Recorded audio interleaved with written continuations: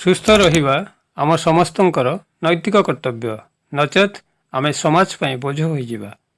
This video is presented by Redbox, your own YouTube channel. ଆପଣଙ୍କ ସାଥିରେ ପ୍ରତ୍ୟେକ ମୁହୂର୍ତ୍ତରେ ଆମ୍ଭମାନଙ୍କୁ ସାଧାରଣତଃ ମଝିରେ ମଝିରେ ଥଣ୍ଡା ହୋଇଥାଏ, ମାତ୍ର ଏହା ଆପଣା ଛାଏଁ କମିଯାଇଥାଏ। ଅଥଚ କିଛି ବ୍ୟକ୍ତି ଅଛନ୍ତି ଯେଉଁମାନଙ୍କୁ ଥଣ୍ଡା କି ସର୍ଦ୍ଦି ଧରିଲେ ସହଜରେ କମେନି। ଏମିତି ତେବେ କାହିଁକି ହୁଏ? ଏଥିପାଇଁ ଏକମାତ୍ର କାରଣ ହେଉଛି ଯେ ସେମାନଙ୍କ ରକ୍ତରେ ଇସନଫିଲିଆର ମାତ୍ରା ଅଧିକ ଥାଏ। ତେବେ ଏ ଇସନଫିଲିଆ ଜିନିଷଟି କ'ଣ ତାକୁ ପ୍ରଥମେ ବୁଝିବାକୁ ପଡ଼ିବ। ଆମେ ଖାଉଥିବା ଖାଦ୍ୟରୁ ରସ ଉତ୍ପନ୍ନ ହୋଇ ପରେ ରସରୁ ରକ୍ତ ନିର୍ମିତ ହୋଇଥାଏ। ରକ୍ତର ଏହି ଅବସ୍ଥାକୁ ଶ୍ୱେତ ରକ୍ତ କଣିକା ଓ ଲୋହିତ ରକ୍ତ କଣିକା ଭେଦରେ ବିଭକ୍ତ କରାଯାଏ। ଶ୍ୱେତ ରକ୍ତ କଣିକାରେ ଅପର ରୂପକୁ ଇସନଫିଲ୍ ନାମକରଣ କରାଯାଏ। ଏହି ରୋଗରେ ଶ୍ଲେଷ୍ମା ବା ସର୍ଦ୍ଦି ଦେଖା ଦେଇଥାଏ। ଏଥିସହିତ ଜ୍ୱର, କାଶ ଏବଂ ଶ୍ୱାସ ରୋଗ ଜନିତ ପୀଡ଼ା ଆରମ୍ଭ ହୋଇଥାଏ। ନାସା ସର୍ଦ୍ଦି ପ୍ରାୟତଃ ଲାଗି ରହିଥାଏ, ଫଳରେ ପାଚକ ଅଗ୍ନି ଦୁର୍ବଳ ହୋଇ ଖାଦ୍ୟଦ୍ରବ୍ୟ ସବୁକୁ ଅପୋକ ରଖିଦେଇଥାଏ। ତେଣୁ ଶରୀର ଦୁର୍ବଳ, ଶ୍ୱାସଯନ୍ତ୍ରକୁ ଦୁର୍ବଳ କରି ପକାଏ। ଆଧୁନିକ ଚିକିତ୍ସାରେ ଏହି ରୋଗକୁ ଭାଇରସ୍ ଜନିତ ରୋଗ ବୋଲି ମଧ୍ୟ କୁହାଯାଇଥାଏ।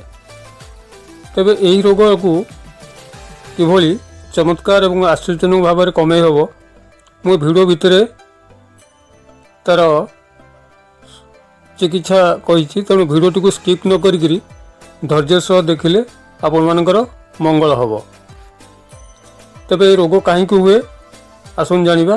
ଆମ ଶରୀରରେ ପ୍ଳୀହା ଯକୃତକୁ ରକ୍ତକଣା ପହଞ୍ଚାଇବାର କାର୍ଯ୍ୟ ସମ୍ପନ୍ନ କରିଥାଏ।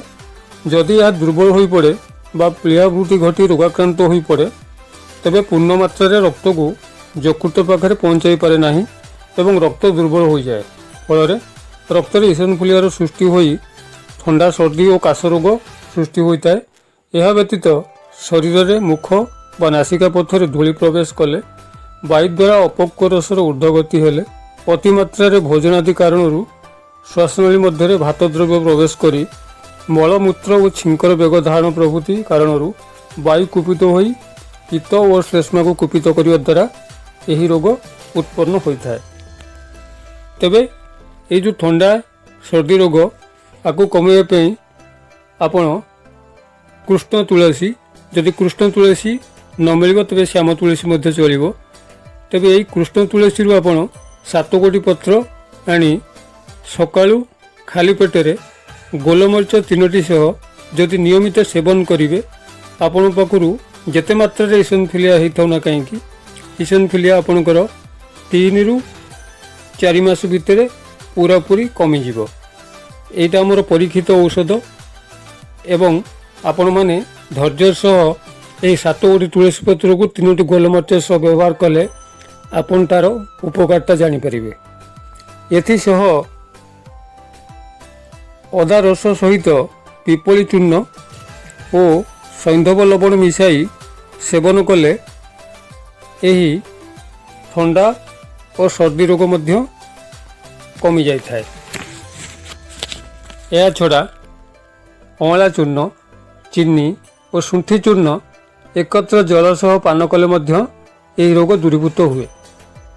ତେବେ ଔଷଧ ସାଙ୍ଗରେ କେତେଗୁଡ଼ିଏ ପାଳନୀୟ ବିଧି ରହୁଛି ଯେଉଁମାନଙ୍କର ଇସନଫିଲିଆର ମାତ୍ରା ବୃଦ୍ଧି ରହୁଛି। ତେଣୁ ପାଳନୀୟ ବିଧି ବି ପାଳନ କରିବା ଉଚିତ। ସେଗୁଡ଼ିକ ଶୁଣି ରଖନ୍ତୁ। ଏହି ରୋଗ ସାଧାରଣତଃ ଅଗ୍ନିର ଦୁର୍ବଳତାର ଆହାର ରସ ପକ୍କ ନ ହୋଇ ବହୁତ ଦିନ ରହିବା ଦ୍ୱାରା କଫର ପ୍ରକୋପ ବଢ଼ି ବାରମ୍ବାର ଇସନଫିଲିଆ ବୃଦ୍ଧି, ସର୍ଦ୍ଦି, କାଶ ଇତ୍ୟାଦି ହୋଇଥାଏ। ତେଣୁ ଅଗ୍ନିବର୍ଦ୍ଧକ, କଫଘ୍ନ ଓ ବଳବର୍ଦ୍ଧକ ଔଷଧ ଏହି ରୋଗ ପାଇଁ ସେବନ କରିବା ନିତ୍ୟାନ୍ତ ଆବଶ୍ୟକ ଅଟେ। ଦୈହିକ ବଳ ଦୁର୍ବଳ ହେବା ପରି ସ୍ନାନ, ଭୋଜନ, ଭ୍ରମଣ, ମୈଥୁନ ଓ ନିଦ୍ରାକୁ ଆଚରଣ ନ କରି ନିୟମିତ ସମୟରେ ଆହାର ଭକ୍ଷଣ କରିବା ଆବଶ୍ୟକ। ଦହି, ପାଚିଲା କଦଳୀ, ତେନ୍ତୁଳି ଖଟା, ବିରି, ଅରୁଆ, ଲୁଣି ମାଛ, ଶୁଖୁଆ, ବେଶୀ ମିଠା, ଦିବା ନିଦ୍ରା, ରାତ୍ରି ଜାଗରଣ ଆଦି ରୋଗୀ ବର୍ଜନ କରିବା ଉଚିତ। ଫୁଟା ପାଣି ପିଇବା ସହିତ ଈଷତ୍ ଉଷ୍ମ ଜଳରେ ସ୍ନାନ କରିବା ଓ ସହବାସ କ୍ରିୟାରେ ସଂଯମ ଅବଲମ୍ବନ କରିବା ଉଚିତ।